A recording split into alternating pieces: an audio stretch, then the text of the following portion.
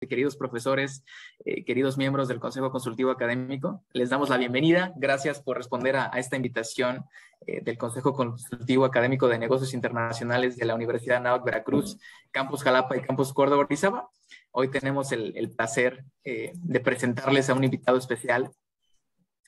Él es graduado del Instituto Tecnológico de Estudios Superiores de Monterrey, Campus Monterrey, con mención honorífica en la carrera de Ingeniero Mecánico Administrador. Estudió un posgrado en la Universidad de Colorado, Estados Unidos, en Economía. Estudió en el Cranfield Institute of Technology en Inglaterra, una maestría en Ingeniería Industrial y Administración de la Producción. Y además estudió en el Instituto Panamericano de Alta Dirección en la Ciudad de México, el programa AD2 de Alta Dirección. También ha cursado algunos cursos de continuidad y actualización en dicha institución.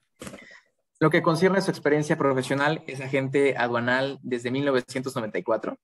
Es socio y agente aduanal de Hesson Logistics, grupo dedicado al comercio exterior con servicios de coordinación logística internacional, agencia aduanal, transportes y almacenes.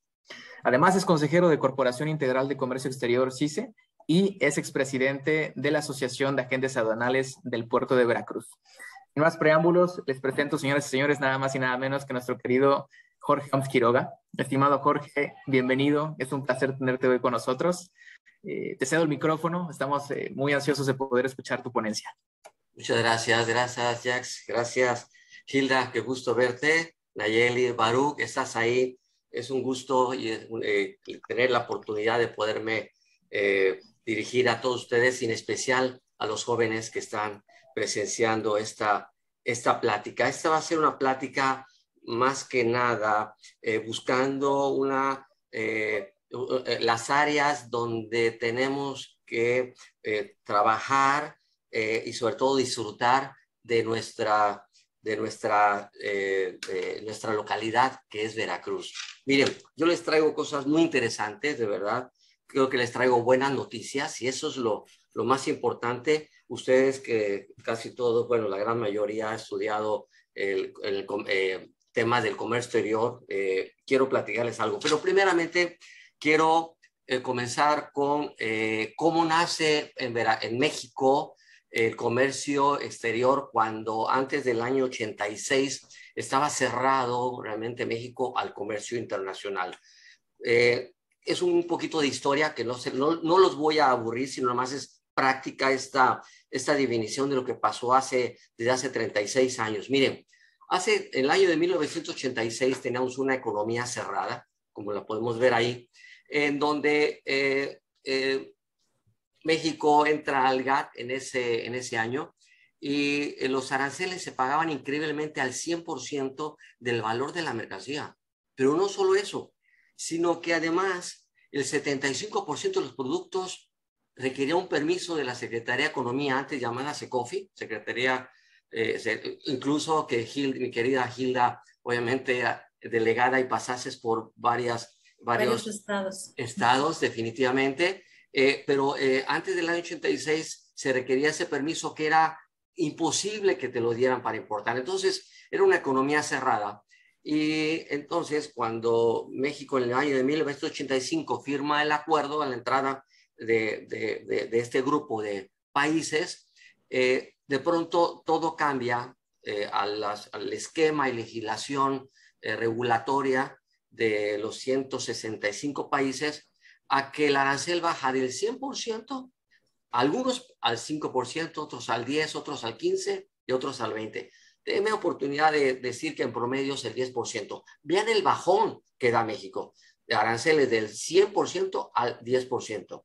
Pero aparte, ese obstáculo en donde no se permitía importar los productos, pues baja, y es al revés. Ahora el 25% de los productos requieren ciertos documentos, pero principalmente llamados certificados de calidad, sobre todo para productos nuevos. En otras palabras, México se abre. Háganse cuenta que se abrieron las puertas de México, y se empezó nos agarró de noche porque no entendíamos lo que estaba pasando. Nos llegaban muchos productos de China, principalmente de mala calidad, pésima calidad, que nada más servían para el primer uso, definitivamente, ¿no? Esa es una historia, ¿no? Cuando llega el año de 1994, entramos al acuerdo del Tratado de Libre Comercio con América del Norte, y consistía en que ese 5, 10, 15, 20% de pago de arancel baja al 0% en 10 años, en algunos inmediatamente y otros desregulándose año con año. Y esos permisos ya casi se eliminan, ya casi no hay, y entra el tema de las reglas de origen, es decir, se aplica el Tratado de Libre Comercio dependiendo si los productos eran de la región y qué tanto tenían de contenido regional para poder calificar, para poder utilizar la desgravación a la tasa del 0%.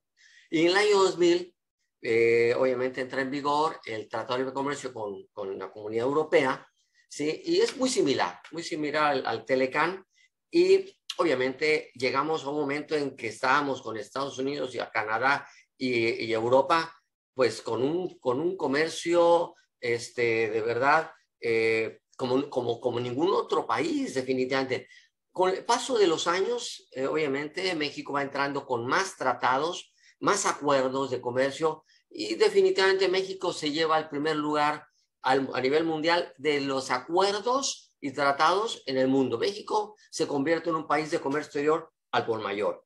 Ahora bien, fíjense, esta gráfica nos la proporcionó una reunión el presidente de la Asociación de Banqueros, en donde se ve, fíjense cómo en el año de 1981, próximo a la crisis de 1982, donde fue la máxima devaluación, cómo el PIB fue cayendo terriblemente, ¿sí? Porque se viene una crisis grandísima, pero en el año 1988 ahí se vino la crisis con devaluación y sobre todo también inflación. Inflación es del 100, 120% de alza de precios de los productos al año, ¿no? Entonces, cuando entra el licenciado Carlos Salinas de Gortari, emprende el plan de choque para establecer una estrategia de que ni los productos suben de precio, ni las tasas de interés suben su tasa. Y empieza a frenarse la inflación, y para que el año de 1994, fíjense cómo aquí se empieza a ver el efecto también de México en la entrada al GATT, ¿sí? Con esa puerta abierta al comercio. Va pasando los años, y en el año 94 nos damos cuenta que aquí entramos al Tratado de Libre Comercio, viene el error de diciembre, se hace un desajuste con esa crisis, pero nos volvemos a levantar gracias a estos acuerdos y tratados que realmente existían, ¿no? Con esta gráfica quiero decir que definitivamente el comercio exterior es lo sano. Obviamente es crecimiento, obviamente es solución de problemas, ¿sí? De devaluaciones, problemas de todo tipo económicos, ¿no? Esa es la parte que aquí quiero recalcarles a ustedes para que vean lo interesante que es el comercio exterior cuando de verdad se ejecuta como debe de ser, ¿sí? Fíjense que, aparte de todo, con el tratado, hay algo muy bueno con Estados Unidos. Esta gráfica nos enseña que tenemos una cualidad con Estados Unidos, que es la geografía, que es el transporte de los materiales y mercancías, en donde nos damos cuenta que los estados más cercanos a México, como son los que están en azul, son los con los que tenemos, es el primer lugar, esos 6 estados con los que tenemos más comercio internacional. Entonces, la transportación cuenta, la cercanía cuenta. Entonces, con estas acciones, realmente México entra a un mercado, el mejor de todo el mundo. Estados Unidos nos abre las puertas, y Canadá, y México entra en una dinámica de comercio estupenda, definitivamente, ¿no? Fíjense que me acuerdo que el licenciado Carlos Salinas de Gortari, cuando los 100 años de la Secretaría de Comunicación y Transportes en el año 1991, él se da cuenta con esta nueva apertura que necesitaba México, sus puertos, ser más eficientes. Y le da mucho empuje a los principales 4 puertos de la República, que son Veracruz, Manzanillo, Lázaro Cárdenas, Tampico, Altamira. Hasta hoy siguen siendo los más importantes. como que se quiere sumar un poquito Ensenada, pero definitivamente estos 4 son los puertos más importantes para ponerlo en contexto. ¿Cuál es la vocación? Vamos a irnos centrando en Veracruz. ¿Cuál es la vocación del puerto de Veracruz? Miren, el 70% de la vocación del puerto de Veracruz es Europa, 15% Estados Unidos y Canadá y 15% América Central y del Sur. Es decir, digo, a grandes rasgos, yo sé que es una aproximación, porque también hay que decirlo, también ya hay barcos que vienen de China, poco a poco están entrando, pero sigue siendo esta principal tendencia en donde la vocación de Veracruz tiene mucho que ver con Europa, ¿sí? ¿Qué es lo que realmente, porque eso me lo han preguntado mucho, oye, ¿qué productos más son exportados a Europa desde México y cuáles son los más importados? Digo, no me voy a entretener en esta lista, pero la pongo porque esta es una pregunta muy frecuente. ¿Cuáles son los productos que realmente aporta México al exterior y nos aporta al exterior, principalmente de Europa hacia nosotros? Fíjense, me voy a ir acercando un poquito más de todo ese 70% del movimiento que tiene el puerto de Veracruz. Quiero decir que en contraparte, Manzanillo, su principal movimiento es Asia, ¿no? Parte es América del Sur, pero principalmente es Asia. Y el boom de Manzanillo vino cuando la época de China, cuando empezó a cambiar, que esa historia ya la sabemos, en los años 90. Aquí quiero comentarles, hay un país que predomina mucho en el uso del comercio con México a través de Veracruz, que es Alemania. Si se dan cuenta, en los últimos registros, podemos ver que la número 1 del mercado en del valor de mercancía es Alemania, por mucho, por 2 veces más que el país segundo, que es Italia. España juega un papel muy importante, pero España lo juega muchísimo más en los negocios financieros, como son los bancos. Eso hay que decirlo mucho, ¿no? Pero esta es la distribución del movimiento que tiene Europa por países. Y esa es la parte que hay que irnos ubicando donde está Veracruz, ¿no? Fíjense que Alemania pasa a ser el tercer socio comercial de México desde el 2017. No sé, ustedes habrán escuchado últimamente en la noticia que ahora Canadá se está peleando también por ser el tercero. Ahí vamos, ¿no? Ahí va todo esto, muy probablemente tenga que ver con ciertas problemas que hemos tenido pues, de desconfianza, etcétera, pero eso va a ser temporal. Pero hoy por hoy sigue entre Canadá y Alemania, es el tercer socio comercial en inversiones, ¿sí? Con esto quiero ir agregando un poquito más. Yo les quiero hablar de todo lo que estoy haciendo es sumando para llegar a las conclusiones que vamos a ir al final, ¿eh? ¿Qué tiene Veracruz que se ha potencializado su valor? Hablo como zona. Y estoy hablando como zona, el triángulo que conforman Jalapa, Orizaba y Veracruz. Estamos hablando de un régimen, sí, llamado recinto fiscalizado estratégico, que tendrá unos pocos años que se redefinió, ¿sí? Y que se define como un inmueble ubicado dentro de la circunscripción de cualquier aduana, el cual se habilita para la introducción de mercancías bajo el régimen aduanero, también denominado recinto fiscalizado estratégico.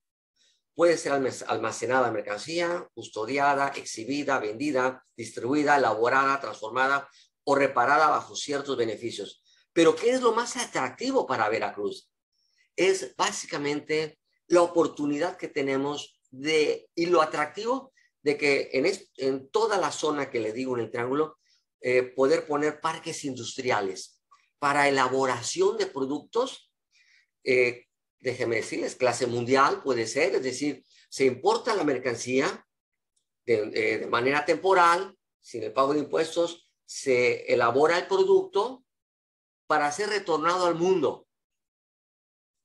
Les voy a decir un simple ejemplo, y es el ejemplo que traigo más yo en la mente, porque la verdad me duele el hecho, por ejemplo, que la fábrica de Audi, que pudieron poner ahí cerca de Puebla, en Tlaxcala, para la fabricación de su vehículo clase mundial, como bueno, cualquier vehículo de Audi también es clase mundial, la Q5, la pusieron allá cerca de Puebla, y obviamente se pusieron empresas alrededor, lo que se llaman clústeres. Clúster es un grupo de empresas que surten a la empresa principal. En este caso surte a Audi. Imagínense que todos los clústeres, las empresas y la empresa principal Audi tengan que importar insumos como materia prima, aquí por Veracruz, se los lleven allá a Tlaxcala, produzcan los automóviles, tengan que ser regresados aquí por Veracruz para surtirlo al mundo. Porque en realidad, en promedio, se vienen quedando aquí en México el 2-3% del producto de las camionetas y el resto se exporta al mundo.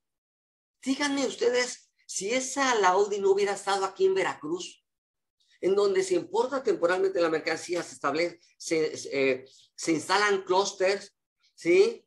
Y las camionetas estarían saliendo hacia el mundo.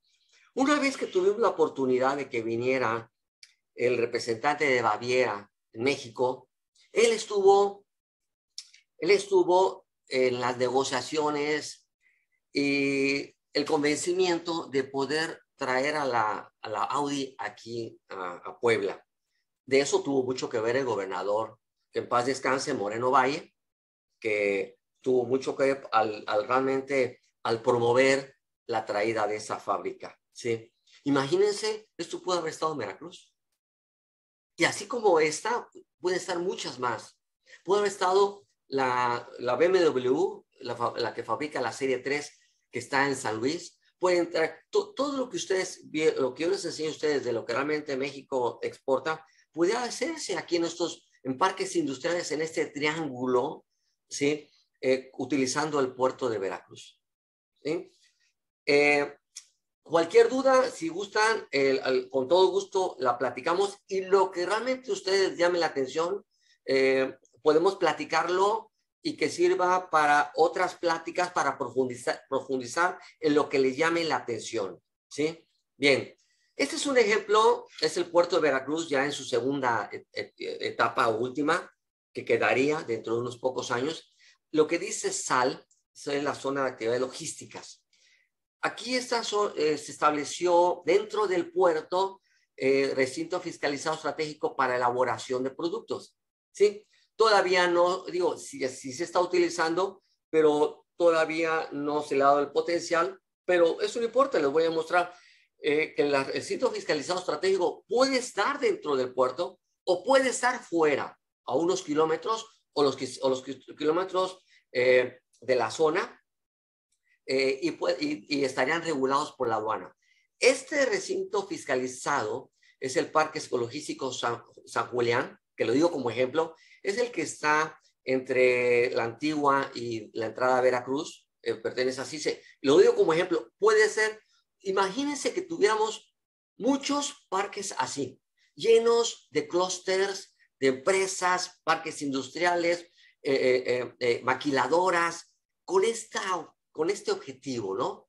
Creo que sería un tema muy interesante y vamos a continuar con ese tema, pero hasta ahorita quiero que entiendan bien lo que es un recinto fiscalizado estratégico, en que Veracruz puede ser lo más atractivo que en cualquier parte de México. Quiero aclarar, obviamente el 80% del comercio exterior es con Estados Unidos, el que tiene México, pero estoy hablando que cuando ya hablamos de un comercio exterior al mundo, obviamente Veracruz se vuelve mucho más atractivo. En la parte, aquellas industrias en donde tiene mucho que ver con Estados Unidos, por eso están las maquiladoras y ensambladoras en la frontera o en los estados al norte de México. Pero vuelvo a igual, los traigo otra vez. Pero productos hacia el mundo, Veracruz es lo ideal. Entonces, bien, dicho esto, les voy a platicar de otra oportunidad o característica que tiene nuestra zona. Fíjense, y quiero que me lo capten bien, por favor. Es almacenamiento y distribución desde Veracruz. Esto, no sé si ustedes ya lo hayan escuchado, pero básicamente esto me lo platicó un gran amigo, que algunos de ustedes lo deben conocer, Juan Fernando Perdomo, cuando era el secretario de Desarrollo Económico del Estado de Veracruz, cuando me dijo, mira, Jorge, si trazamos desde aquí de Veracruz una semicircunferencia por el lado de toda la tierra, del agua, toda una circunferencia, con un radio de 380 kilómetros, ¿qué crees que pasa, Jorge? Barremos con la mitad de toda la población de la República Mexicana. Si tenemos cerca de 120 millones de habitantes en la República Mexicana, estamos muy cercanos a, con esos 380 kilómetros, barrer la mitad de la población. ¿Y ustedes se imaginan a qué me estoy hablando? ¿De qué estoy hablando? Miren esta belleza. Esto, ven, la zona que está desde aquí de Veracruz, esta semicircunferencia, con ese radio 380 kilómetros, aquí tenemos a la mitad de la República Mexicana. Es una gran densidad de población. Si lo comparamos con población de Chihuahua, Sonora, Nuevo León, otras, tiene una densidad de población por metro cuadrado muy baja. Pero aquí tenemos a la mitad de la población de la República Mexicana. Y alguien me dijo, oye, Jorge, pero tiene mucho que ver con el PIB también, porque es el que tiene el potencial de compra. Perfecto, vamos a buscarlo. Pero antes de buscar cuál es el PIB en esta zona, quiero decirles, esto que yo estoy enseñándoles a ustedes no tiene ciencia, ¿eh? Ustedes lo pueden checar en Google Earth. Pongan ese semicírculo, pónganle el equivalente de 380 kilómetros y van a ver qué estados barremos. Aquí están los estados que barremos. Y miren la cantidad, casi 57 millones de habitantes en ese espacio. Por lo tanto, podemos tener verdaderamente, dedicarnos al almacenamiento y distribución. De hecho, ya se está haciendo en ciertos casos. Varias marcas de automóviles que entran por Veracruz ya no se van a sus lugares donde están los corporativos. Se quedan aquí en Veracruz para ser distribuidos a sus agencias de autos. Esa es una belleza. Hay mucho, ya está cambiando esto y estamos utilizando esto. Sabemos que si los productos se quedan aquí en Veracruz para ser distribuidos a nivel nacional, o sea, ¿para qué llevárselos a los corporativos? Aquí lo podemos distribuir a nivel nacional. Entonces, se vuelve algo muy atractivo. Y voy a decirles, hablando, más adelantito se lo voy a comentar lo del PIB, ¿sí? Pero es que el PIB es muy importante. Lo tengo más adelante, pero no quiero dejarlos con la curiosidad. Si ustedes hacen este ejercicio, los puedo dar cuenta que esa semicircunferencia tiene el 40% del PIB a nivel nacional. O sea, no suena mal juntando el PIB de todos los estados, ¿sí? Bien, si a eso les digo una cosa, si a eso, de todas esas bondades, le agregamos de la nueva infraestructura moderna del puerto, donde en este momento es el mejor puerto de México, mejor que Manzanillo, mejor que Lázaro Cárdenas. Es un puerto planeado, es un puerto con eficiencia, ¿sí? Realmente a eso le podemos agregarlo como una herramienta. Quiero comentarles algo. Fíjense qué belleza. Ese ya cuando quede terminado, ese ya con la segunda escollera, ¿sí? Pero déjenme decir pero la gran mayoría, creo que el 60% del puerto ya está casi listo. Pero yo quiero decirles algo. Cuando realmente se ha querido promover el puerto, se trata de promover el puerto trayendo gente a que conozca el puerto. Mira qué eficiente puerto, mira qué bonito puerto, mira la novedad del puerto, mira cuántos barcos. Pero en realidad, no porque traigamos a mucha gente, vamos a promover el puerto para que pueda crecer el puerto y crecer toda la zona. No, yo tengo otra visión. Yo tengo la visión de que hay que traer inversionistas para que pongan parques industriales, para que al poner parques industriales ahora sí van a hacer más uso del puerto. Eso es la clave. No tanto es promocionar el puerto, ni hablar bien ni mal. Hay que hablar bien del puerto, por supuesto, sobre todo por su eficiencia, pero principalmente traer inversión. ¿Cómo vamos a traer inversión? ¿Sí? Miren, aquí llegó el punto muy interesante. Ustedes saben que, o han escuchado siempre a nivel nacional, que los del norte nos dicen que los del sur somos flojos. ¿sí? Pues yo no sé a qué se refieren ellos, pero los veracruzanos no. No sé si ustedes hayan visto esta información. Si ustedes se dan cuenta dónde está Veracruz con respecto al PIB. Nosotros somos el quinto estado con mayor PIB. No sé si ustedes lo sabían. Estamos abajito de Jalisco y de Nuevo León. Realmente somos un estado de verdad trabajador. Somos un estado que producimos, que hacemos, o sea, que tenemos mucho que dar y tenemos un puerto fenomenal. Entonces, creo que tenemos todo nosotros. Tenemos todo para poder hacer de nuestra zona vamos, lo que no, a lo mejor no nos imaginamos, ¿sí? Aquí está donde yo lo decía lo del PIB. Si realmente sumamos el PIB de todos esos estados que la circunferencia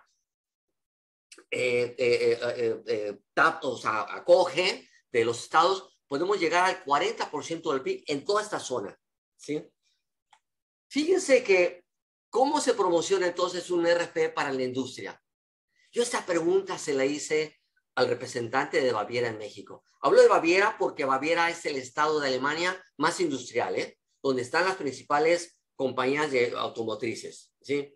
Y él me dijo, muy sencillo, lo único que tienen que hacer es promocionar Veracruz.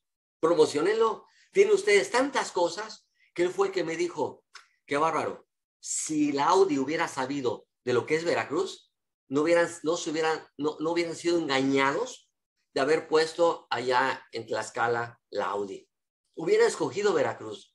Pero obviamente, déjeme decirlo así, por convencimiento del gobierno de Puebla, que incluso no está en Puebla, ni siquiera la Audi, sino en Tlaxcala, pero obviamente por convencimiento y por entregarles unas tierras, aceptaron.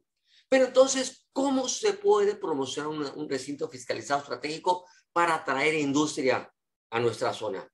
Fíjese, aquí pongo como ejemplo, hay varios grupos en la parte norte de México. Estoy hablando del norte o Aguascalientes, o sea, hablo de la mitad de la República Mexicana hacia arriba, ¿eh? A eso es lo que me refiero con el norte. Fíjense cómo aquí lo digo como ejemplo, son compañías que le llaman shelters, que promueven que venga inversión a toda esta zona. Por ejemplo, este grupo, Offshore Group, que aquí está la página web, ellos promocionan Saltillo, Guaymas, Empalme, Querétaro y Guadalajara. Tecmac Group promueven El Paso, Tijuana, Torreón y León y Silao. NAPS promueven Aguascalientes, Baja California, Chihuahua, Coahuila, bla, bla, bla. Y así nos vamos. Entonces, nosotros no nos estamos dando cuenta que existen grupos que o sea, de forma tranquila que nos enteramos, son los que están trayendo la inversión a la parte norte de la República Mexicana. Oigan, ¿y nosotros no podemos hacer lo nuestro? Nosotros no podemos encargarnos de traer esa industria a México para beneficio de toda la región. Hablo del Triángulo, Orizaba, Jalapa, Veracruz. Por supuesto, tenemos un diamante en bruto. Nada más que nosotros somos los que nos toca convencer. Miren, yo les voy a decir una cosa. ¿Qué es? Fíjense, voy a pasar este tema y voy a regresar tal vez un poquito a lo que tenemos que hacer. Hay otra nueva oportunidad, o hubo, pero yo no la veo perdida. No la veo perdida. Es con respecto a la energía, la reforma energética, en donde obviamente el gobierno actual la está echando para atrás, bla, bla, todos lo sabemos. Pero ¿saben a dónde iba esta reforma energética? Esta reforma energética hizo que se hicieran contratos a nivel internacional a través de varias rondas para extracción y exploración. Desde la 1 a la 4, ahí entraron varias empresas internacionales, eran cerca de 64, ¿sí? Pero ¿qué es lo que iban a hacer esas empresas? Extraer y explorar todo esto que está aquí enfrente de Tamaulipas, Veracruz y Tabasco. Estos son lugares de explotación de hidrocarburos. Cuando una vez tuvimos una reunión con el presidente de de la AMEC, que decían ustedes, la AMEXI, que es la Asociación Mexicana de Empresas de Hidrocarburos, que ahorita están ellos frenados, extrañados, con toda la reforma, todas las reformas que quiera hacer el nuevo gobierno, todo está parado. Pero quiero decirles, todo esto que está aquí, nos lo dijo precisamente hace 4 años, el presidente de la MEXI. Dice, miren, aquí en Veracruz nos lo dijo, esto para ustedes yo lo evalúo. Así lo dijo, a lo mejor exageró, lo voy a decir con sus palabras. A lo mejor ustedes interprétenlo. Dice, esto para ustedes, para estos 3 estados, sería un equivalente como la caída del muro de Berlín. Lo que los hubiera transformado a todos ustedes. ¿En qué hubiera transformado la zona? Obviamente en maniobras, mantenimiento, hoteles, restaurantes, servicios, avituallamiento, todo lo que realmente podemos ligar con toda esta industria. Esto, en este momento, ya hubiéramos nosotros, Veracruz, Tamaulipas y Tabasco, ya hubiéramos estado gozando de toda de este desarrollo. ¿Ok? Bueno, vamos a dejarlo. Está parado. Esperemos que todo sea temporal, pero saber que esto lo tenemos aquí enfrente. ¿Sí? Recordar una cosa, recordar que México dependió muchísimo solamente de una zona, de la sonda de Campeche. Casi el 90% que se extraía del petróleo venía de la zona de Campeche. ¿Sí? Ustedes ya lo saben, se ha ido acabando y tenemos que buscar otras fuentes, ¿no? Pero imagínense, esto era muchísimo más que la zona de Campeche. Vean la riqueza que tenemos. Bien, dicho esto, ¿cuál entonces, de toda esta riqueza, cuál es nuestro reto? ¿Qué tenemos que hacer nosotros como veracruzanos? ¿Cómo evolucionar? ¿Qué tenemos que hacer diferente? 2 cosas. Yo le llamo con emprendimiento, emprender, buscar nuevas formas, ¿sí? Buscar oportunidades, ¿sí? Y emprender todo lo que sea en pro de nuestra industria y nuestra región. Ahorita vamos a ver dónde también podemos entrarle, pero ese es el reto de nosotros, ser más emprendedores, como lo están siendo en el norte, en la zona de la República Mexicana del Centro hacia arriba, pero con un enfoque de co-competencia.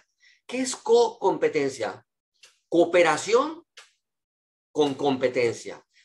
Ser cooperativos para traer el desarrollo, traer la industria, traer nuestras propias oportunidades entre todos, para que tengamos una competencia libre y un desarrollo como sociedad.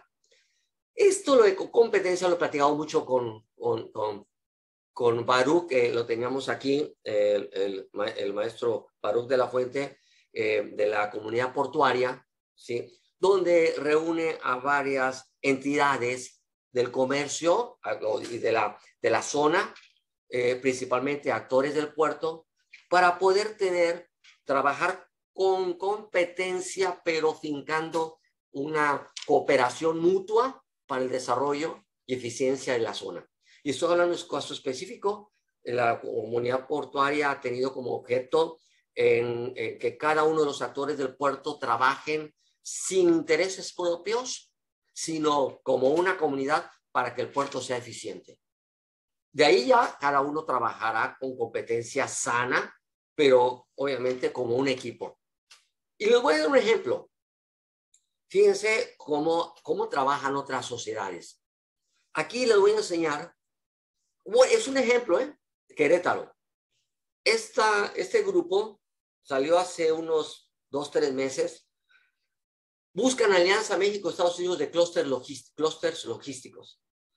Ellos están buscando hacer clústeres, ya saben lo que son clústeres, todas las industrias que surten a una industria principal, ¿sí? O sea, autoparteros, si hablamos de autopartes para ensambladoras de autos, por ejemplo, ¿no?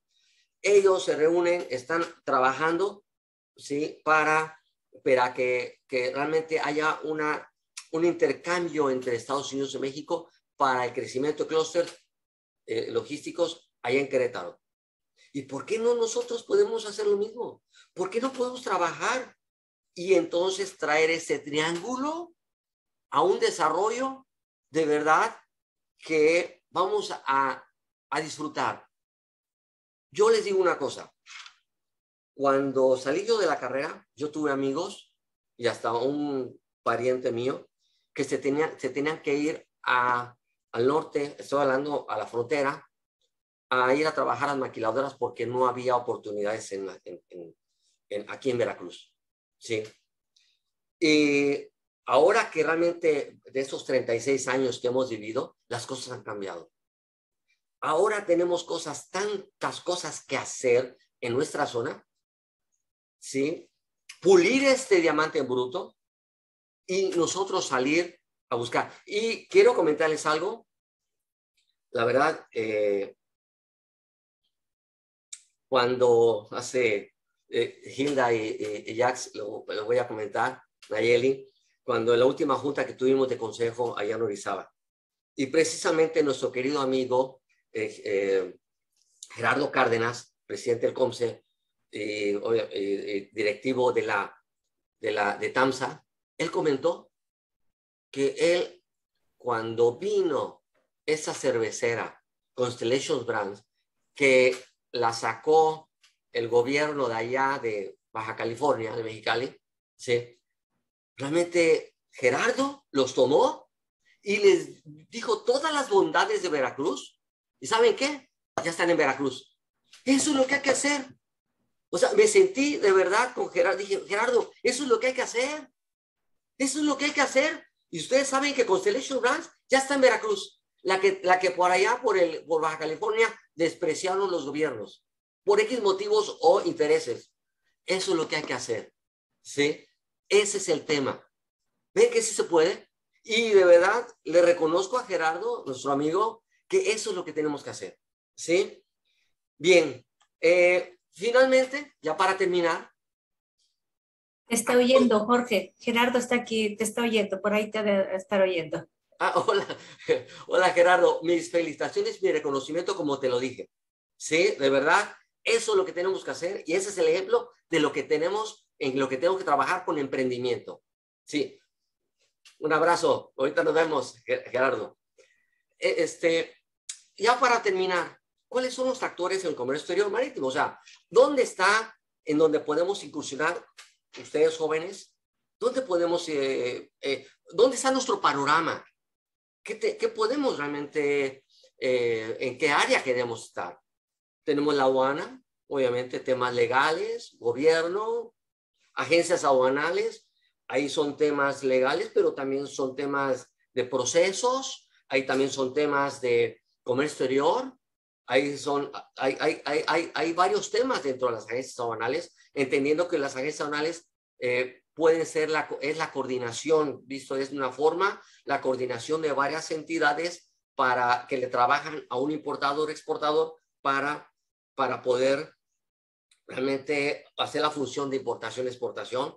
ACIPONA, antes llamada API, que es la autoridad del puerto, igual, construcción, igual, desarrollo, pues es parte también del gobierno. Ahora, obviamente, la tiene la Marina, la Secretaría de Marina.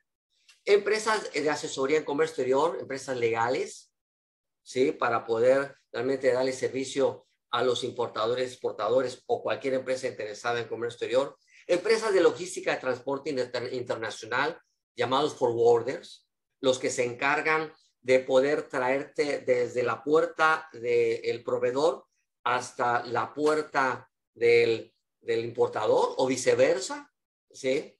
Empresas de almacenamiento y distribución. Aquí tenemos, por ejemplo, las empresas que están, recintos fiscalizados estratégicos, tenemos a las de recintos fiscalizados, tenemos empresas de solamente almacén, o lo que hablamos de almacenamiento y distribución utilizando el área que tenemos de los 380 kilómetros, ¿sí? Lo que platicamos, transportistas terrestres, hay un mundo de transporte terrestre ya sea para el comercio exterior, dedicado al comercio exterior, de contenedores o carga suelta, de cualquier tipo, o también para distribución, cajas secas, terminales marítimas, que dan un servicio a maniobras de almacenamiento, CICE y CABE, en fin, todas las que están dentro del puerto dando servicio de maniobra de almacenamiento. Está la industria manufacturera, eso es lo que les digo yo, parques industriales, fabricación, ensamblaje, maquila, secretarías de gobierno, pues está también todas las secretarías que conocemos, economía, la Secretaría de Energía, etcétera, ¿no? Las líneas navieras, casi todas las líneas navieras, se les comento, casi todas, bueno, perdón, no, sí, todas son internacionales.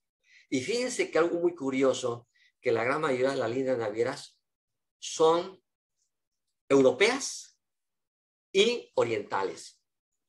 ¿Por qué? Es un tema que lo traigo nada más hacia el aire. Yo siempre he pensado que es por oficio. Porque las compañías, obviamente las europeas, estamos hablando de que son la de Dinamarca, donde estaban los vikingos, están las compañías alemanas, estaban los romanos, los fenicios, porque eran obviamente unos grandes navegantes que por oficio han durado por muchísimos años. Tenemos allá los chinos, allá los polinesios, que también son los que tienen líneas navieras. Son los principales que dominan Fíjense que ni Estados Unidos tiene las líneas navieras que tiene Europa y Oriente, ¿no? Digo, nada más es como un dato, ¿no? Pero obviamente es una área también muy interesante las líneas navieras, ¿no? Pues yo, pues para estar en tiempo y algunas preguntas que ustedes tengan, fíjense que yo nada más para complementar lo que les comentaba, lo de la reforma energética, hoy salió en Reforma y en el norte, obviamente un artículo donde dice que el gobierno está obligando a empresas a las empresas importadoras que estaban importando combustibles, que ahora le compren a Pemex, porque no están renovando la CENER, la Secretaría de Energía, ya no está renovando contratos de importación.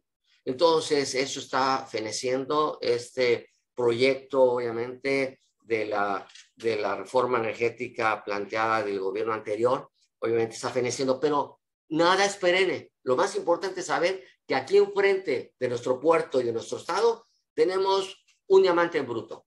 Muchas gracias. Les agradezco. Contrario, muchas gracias a ti, querido Jorge. Gracias por esta visión esperanzadora para nuestro estado, para Veracruz. Yo creo que los jóvenes ya se llevan una gran tarea para el futuro. Y pues parte de su interés en tu plática pues se refleja en el número de preguntas. Tenemos muchísimas preguntas. Vamos a comenzar con ellas. Tenemos a Dea Estefanía Sánchez Bolaños, quien nos pregunta cómo es mejor evolucionar con emprendimiento o con enfoque. Yo creo que son complementarias, ¿no? Por supuesto, o sea, si no sabemos a dónde queremos ir, ¿cómo sabremos si ya llegamos? Sí, y entiendo que el emprendimiento es actuar, no quedarse sentados. Yo creo que es complemento 100%. Definitivamente. Y tenemos también a María José Fuentes, quien nos pregunta ¿cuál considera usted que sea la razón por la cual Colima tiene el penúltimo lugar en el PIB a pesar de tener uno de los puertos más importantes de México? Fíjense que pasó algo muy interesante allá en Manzanillo.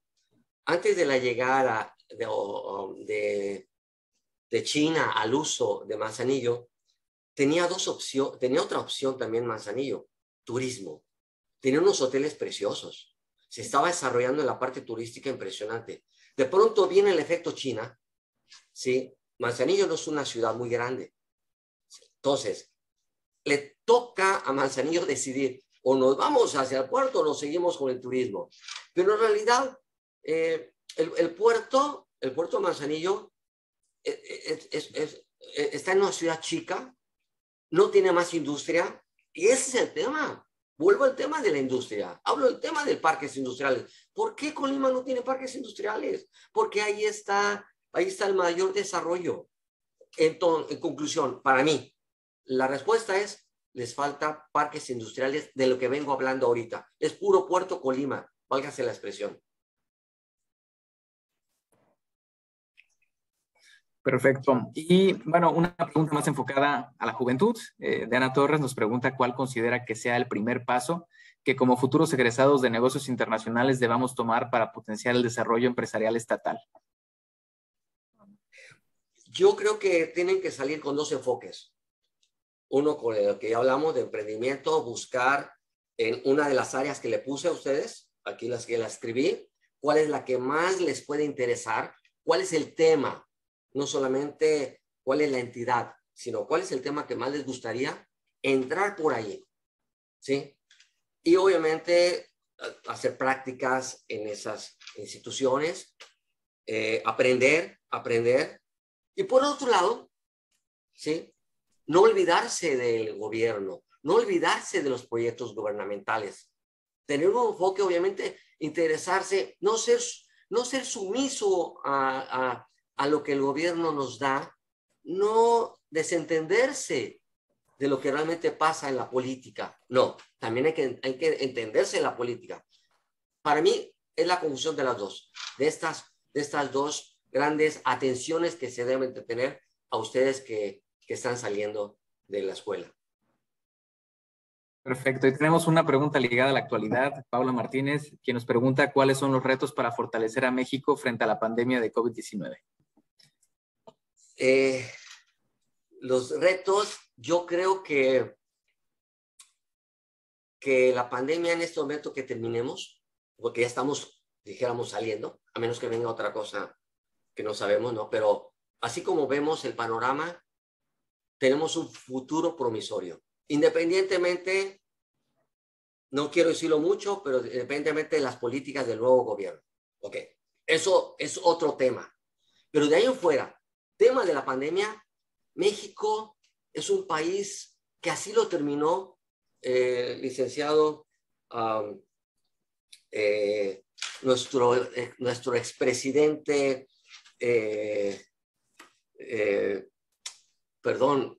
panista, antes de Peña Nieto, la verdad, bueno. Felipe Calderón. Felipe Calderón, perdón, ahorita porque andaba yo pensando otra cosa. Felipe Calderón dijo, México es un país de logística por su posición que tiene junto a un mercado extraordinario. Entonces, si México es un país, obviamente como ha evolucionado, logístico, la logística seguirá siendo una actividad esencial. Con eso les digo todo. Es esencial. Entonces, tenemos unas oportunidades enormes por lo que hemos platicado. Pandemia, definitivamente, incluso México, incluso en la pandemia, sufrió mucho menos que muchos países, ¿eh? Se lo quiero decir. Obviamente, la industria terciaria, sí, restaurantes, hoteles, sí sufrió mucho, pero en la parte del comercio exterior, no se crean. Incluso les voy a decir algo más, perdón. Ni siquiera esta crisis que está teniendo el mundo de los contenedores que tienen regado en el mundo. Es decir, en Long Beach tiene un gran problema impresionante que no lo tiene los puertos de México. No sé si me explico, porque en México, el puerto de Veracruz y en los puertos de México están entrando los contenedores y la misma cantidad de contenedores vacíos están saliendo. Es decir, no hay un atoramiento en los puertos de México como los hay en otros lados del mundo. Eso se lo puedo decir. En la estadística lo puedo ver. Se pueden ustedes meter a Sipona y van a poder ver los contenedores que entran con respecto a los que salen, llenos o vacíos, es la misma cantidad. Entonces, pandemia no ha afectado. Definitivamente somos un país privilegiado. Esto es Tierra Santa. Así es. Y ahora bien, si nos ponemos a lo mejor a analizar entre los estados de México, nuestra alumna Adriana Alvarado nos pregunta si Veracruz tendría alguna competencia con otro estado dentro de México en lo que concierne a la logística y el comercio exterior. No me quiero ver de verdad soberbio, pero no. Lo voy a decir por qué. Porque si tomamos en cuenta que el 80% del comercio lo tenemos con Estados Unidos, ese es el comercio a través de la frontera. Y el resto, ¿sí? Es parte aéreo, pero el resto es marítimo. El transporte marítimo es el que más se usa en todo el mundo. No lo digo en Estados Unidos porque ahí es Ahí, obviamente, por lo amplio del país, se utiliza mucho el transporte terrestre. Pero a nivel mundial, el transporte marítimo es el que más se utiliza. Entonces, si de los 4 puertos que hablamos, donde concentramos esas características que les hablé a ustedes, densidad de población, densidad del PIB, ¿sí? Características del nuevo puerto, el recinto oficializado estratégico, tantas cosas que les platiqué ahorita, créanme, yo por eso, cuando yo hablo de ese tema, me motivo mucho, de verdad, me motiva demasiado. Por eso puedo pensar que no hay otro puerto.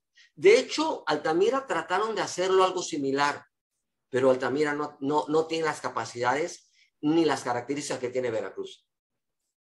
Pero cuando digo Tampico, hablo de Altamira, perdón, como un puerto industrial.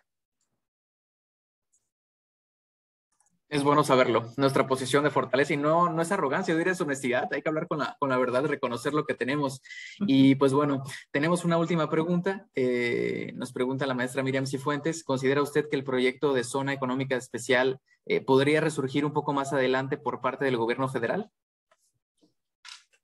A ver otra vez, Jax, o sea, para poder entender bien la pregunta, y no quisiera contestar de otra forma. Claro que sí. ¿Considera que el proyecto de zona económica especial podría resurgir un poco más adelante por parte del gobierno federal? Hablaríamos la del Istmo de Tehuantepec, asumo, ¿no? ¿Esa sería la zona o cuál sería la zona de la que estamos hablando para no irme por otro lado? No se podría saber. Pues, porque realmente ahí tenemos, obviamente, la que más está motivando el gobierno es el Istmo de Tehuantepec. nos dice la maestra Miriam que serían Coatzacoalcos. Exacto, o sea, el Istmo, ¿no? Y el Istmo de Tehuantepec, sí. Miren, es uno de los proyectos principales del gobierno. Suena muy interesante. Yo lo que les puedo decir es que hay que finalmente verlo. Verlo al final por el tema de conveniencias.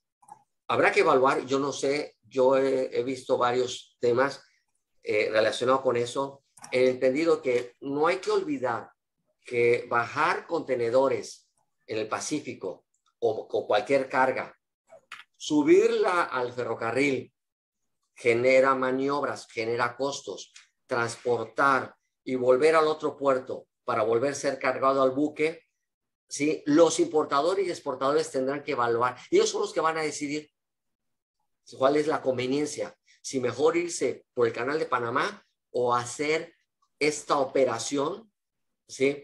Y habrá que ver, a lo mejor va a llegar un momento en que el canal de Panamá cada vez se puede ir complicando, pero no lo sabemos. Es un tema que al final el mercado es el que decide, evaluando costos y tiempos. Es un buen proyecto y Dios quiera, sí, y realmente funcione, y esperemos que sí. Nada más que hay que venderlo bien, hay que estructurarlo bien. Así nada más porque sí, habrá que evaluarlo en cuestión de eficiencia y ajustarle lo que haya que ajustarlo para que sea económicamente factible. Definitivamente. Tenemos un comentario de nuestro consejero Gerardo Cárdenas, quien dice: felicitaciones a mi querido amigo Jorge por tan brillantes, atinados y estratégicos comentarios. Muchas gracias. Gracias, Gerardo. Gracias a todos ustedes. Muchas gracias. Entonces, pues bueno, esto fue todo por las preguntas. Ahora, bueno, veo que nuestros consejeros Gerardo Cárdenas y Baruch de la Fuente tienen la mano levantada, entonces me gustaría cederles el micrófono. Adelante, Baruch. Adelante, Baruch. Muchas gracias, Gerardo. Favor que me haces, amigo. Pues de verdad es un placer escuchar estas conversaciones.